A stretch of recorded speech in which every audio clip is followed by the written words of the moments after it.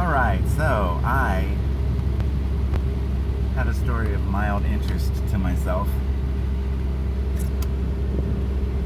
I don't know if anybody else would enjoy the story. So I got an advertisement in the mail, junk mail, we used to call it, that said if you open a new account, this bank will give you $225. So, unless there's an account that needs what's in it, just take some money from one account, open up another account, and make $225. Seems pretty easy way to make $225. But you had to set up direct deposit within 90 days. And I already have direct deposit. So I'm like, should I take the direct deposit I already have and transfer it to this new bank? Or maybe I can just take, I know I can, just take a little of the direct deposit and transfer it over. So my little tiny check will go to two banks instead of one bank. Is that worth $225? Yeah, 10 minutes at work, filling out paperwork, 5 minutes chatting them up at work, so 15 minutes investment at work, and 20 minutes investment at the bank. That's a very small price to pay for $225, I think. And I don't mind having a little money at all different banks, because if I'm out of town and need money, maybe I'm in a town that has that bank, and I can just get some money out of that bank if I'm out of town. So I go to the bank, and everybody that's working there seems like they're just standing around chatting with each other, not working. And I don't have a problem with that. If they don't have any work to do, they're not doing any work, it's fine with me. The minute I walk in, they start talking to me. That's what they're supposed to do, right? So everybody goes to look busy, and the one lady starts helping me. That's exactly what you're supposed to do in customer service, if you ask me. So she had been talking to a teller. So that's two people minimum. But I think there were more tellers behind the counter, and they were all talking. And then there's these two ladies talking to each other, chatting, not working, chatting. And they aren't doing anything. And then this guy comes up, and he is working because he is looking at his schedule to see when he can make an appointment to talk to me. So instead of talking to me, he's telling her when he has an appointment available. So when I walked in, there's the lady that helped me, the lady she was chatting to, probably some more, the two ladies that were chatting, this guy walking in up to the conversation to decide when he had time to open my account with me, and some guy standing there watching us. And they're all employees, so that's 6 employees minimum. 2 of them are dealing with me. But all they're doing is making an appointment for the next day.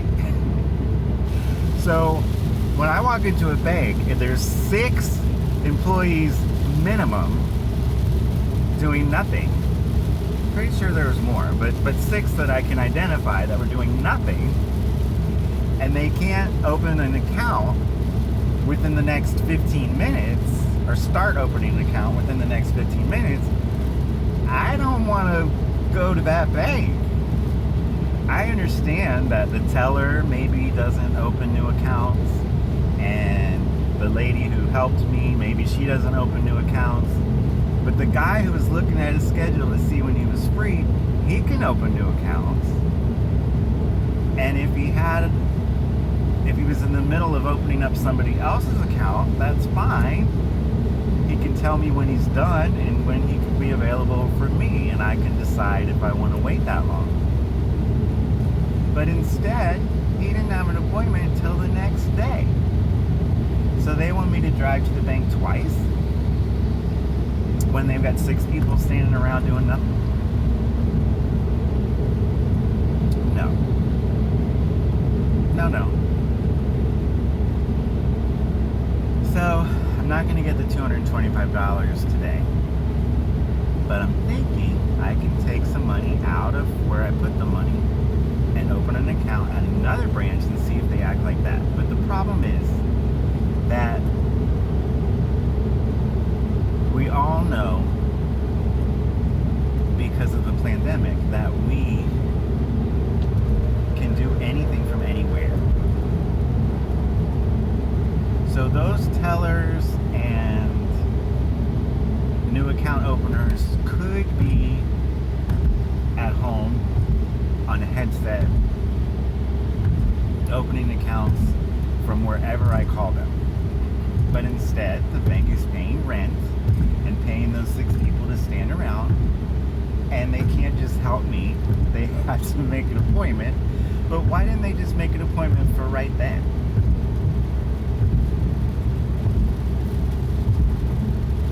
So we can be educated from anywhere if we have internet.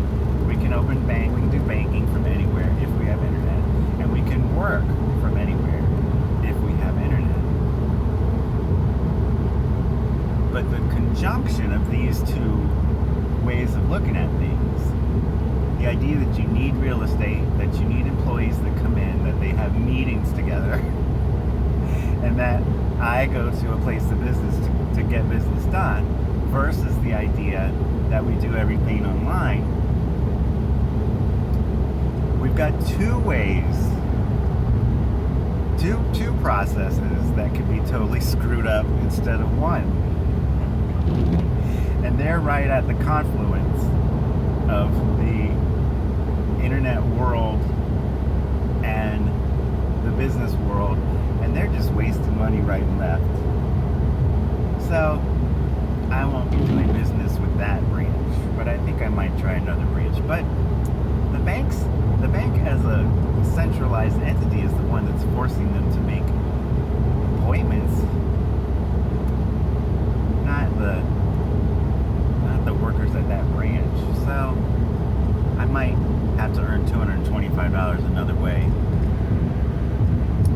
So this is a special banking edition of Driving Perilously, the show in which we turn on the radio and talk about what it is that we find. Today, we didn't talk about what's on the radio. So let's guess what's going to be on the radio when we turn it on.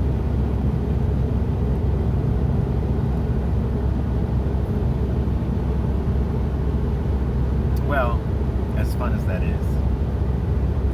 So, happy Friday morning from stormy South Florida. It's not extremely hot, but it's gonna get extremely hot in about 10 minutes and go back to that